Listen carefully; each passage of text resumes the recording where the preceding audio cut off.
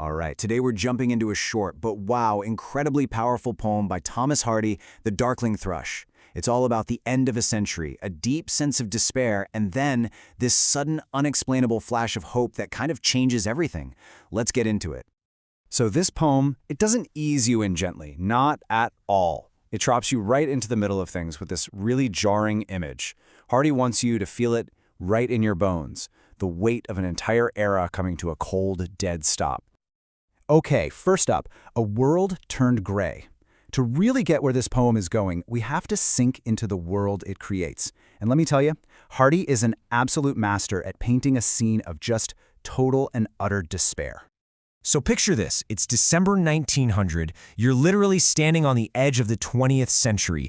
This isn't just any old winter day, it's the symbolic death of a 100-year period. Imagine all the anxiety and uncertainty about what's coming next. That's the feeling Hardy is tapping into right here.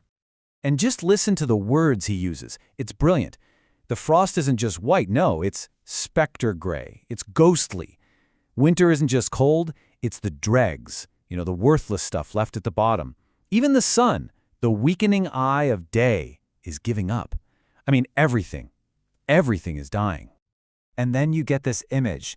It's so powerful. Think about it. A lyre is an instrument. It's about music, poetry, harmony. But here, its strings are broken. It's like Hardy is saying, nature itself is out of tune. The whole world has lost its song. So really what he's doing here is performing an autopsy on the 19th century. He just keeps piling on these images of death. The land, it's a corpse. The sky, that's its tomb, its crypt. The wind is a funeral song, a death lament.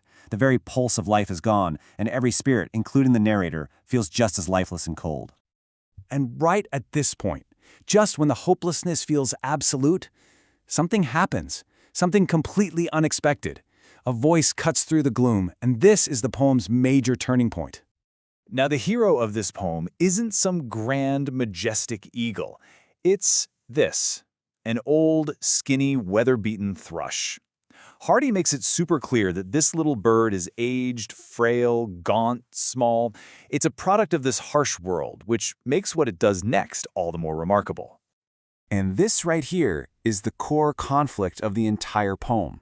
On one side, you have the world we've been exploring, gray, desolate, broken, just lifeless.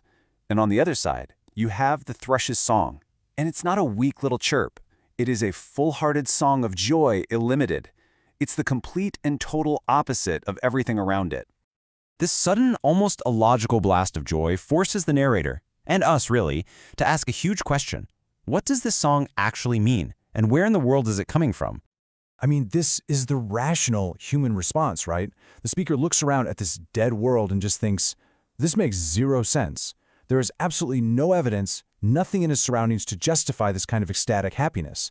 The bird's joy is completely and totally illogical. And that right there leads us to the poem's central mystery. If the thrush isn't singing about the world it can see, then what is it singing about?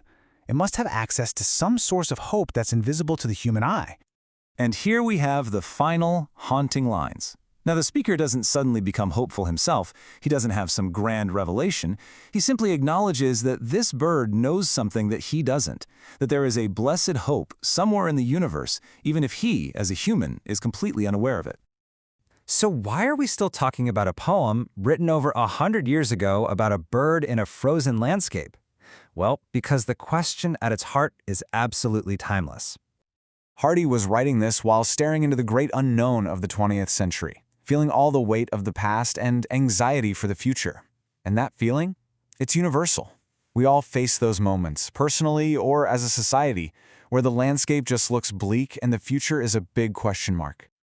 So you could almost break the poem's message down into 3 steps. First, acknowledge the despair. You have to be honest about the darkness. Second, keep your ears open for that unexpected, illogical song.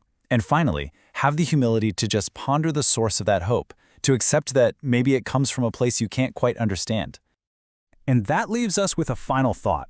When the world seems desolate, when there seems to be no cause for celebration, what is that small, unexpected, maybe even illogical source of joy in your life that sings anyway? What's your Darkling Thrush?